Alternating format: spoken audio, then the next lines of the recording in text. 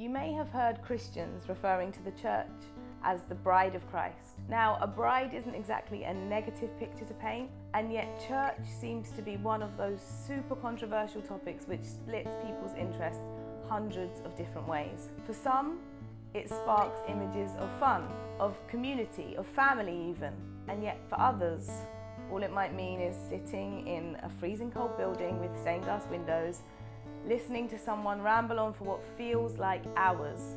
The point is, whether positive or negative, the church is definitely one of those topics which everyone seems to have an opinion on. My name's Naomi, and my journey with church has certainly been one of ups and downs.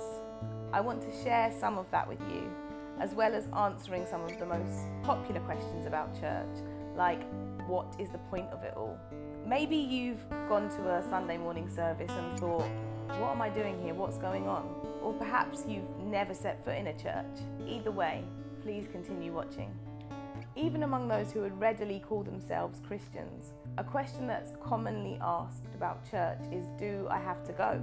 People say that because God is everywhere, surely he can be worshipped from the comfort of our own homes. And that's fair enough, God can be worshipped at home, but it can't end there. When people talk about the church, they're not talking about the building, they're talking about the people.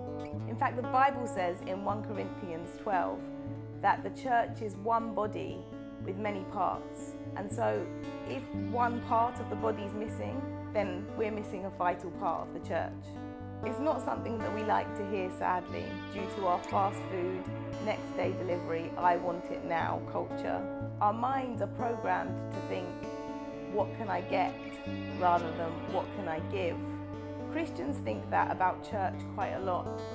The idea of what's in it for me, what can I get? And perhaps you've thought like that as well.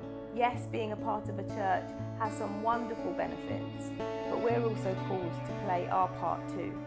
As I said, my journey with church has been one of ups and of downs. I got involved with the Sunday services at quite a young age with my mum, and church wasn't really something that I necessarily really looked forward to until I was about 13. Just before I became a teenager, we moved churches. We started to get to know people, and there were people there that were my age. It was then that I first really recognised the idea of church as a family. There were lots of activities for people my age.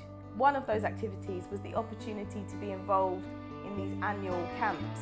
My friends and I used to get really excited about these camps each year, and it was actually on one of them that I decided to take my faith a bit more seriously and get baptised. So church was now pretty high on my agenda, but unfortunately it didn't last throughout all of my teenage years. And when I was about 17, I decided that status and boys and popularity were more important and more interesting than church, and I found myself drifting away. In fact, ignoring God, especially while I was at university. But then university finished and I found myself back at home. I made a decision that I would also go back to church, and in doing so I was yet again met with that welcoming, loving family. Some of that church family are actually still my friends now, even almost 10 years later. The church welcomed me back in despite the fact that I walked away from it. The church told me that I was loved by God in spite of the fact that I'd ignored him for the past few years. And the church told me that I had a part to play. That's community. That's family.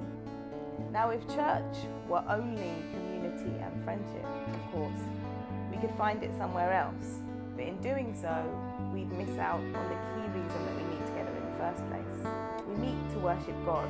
As I said before, each part of the body is vital, but not in isolation. A foot by itself can't really do much, but attached to the rest of the body, it mobilises it. You may well be sitting here and thinking, but there's nobody like me at church, there's nobody who walks and talks and acts like me. And you might be right, but you're not alone in that way of thinking. In fact, there's a guy in the Bible called Paul who eventually wrote most of the New Testament, but spent the first chunk of his life literally killing Christians. Then all of a sudden he meets God and becomes a Christian, and not only that, he leads thousands of others to Christ as well. What if he's calling you to plug into your local church because you're different? What if you have something to offer that's unique, which the church needs to hear or see? Don't deprive the body of a part that you have to play. Of course, it's not easy being in a place where you feel like you're the only one like you. But I'd really suggest that you take a look around at different churches. There's plenty of diversity. My church, for instance, ranges from babies to elderly people, and it's literally a multicultural, multicoloured mix-up of a huge variety of people from all over the world, literally. It's worth experiencing the real thing rather than just basing your opinions on a stereotype. One of those stereotypes can be around what church is like when you walk into the building. A lot of people still believe that church can be pretty boring. The organ, the incense, it might be great for your parents or your grandparents even, but maybe it leaves you feeling pretty bored and secretly on Snapchat in the pews, right? That's a stereotype that we really want to shatter. Whatever the media tries to tell you about church, you'll never know unless you experience it for yourself. Now, there are lots of churches, each with their own unique style. So if you've been to one which wasn't quite you, that doesn't mean that no church ever will be. Perhaps at one stage, you'll be in a place where you can try another one. But even if you're not, there's so much out there which you can plug into. Podcasts, Christian festivals, and so much more to help you plug into the whole church. Sooner or later though, you'll find that family I've been talking about and you'll understand what I mean. Of course, that doesn't mean that there's such thing as a perfect church. I mean, churches are just like family after all, full of imperfect people. But sooner or later you'll find a church that you feel at home in. A church who, just like family, will encourage you, challenge you, and correct you, and inspire you.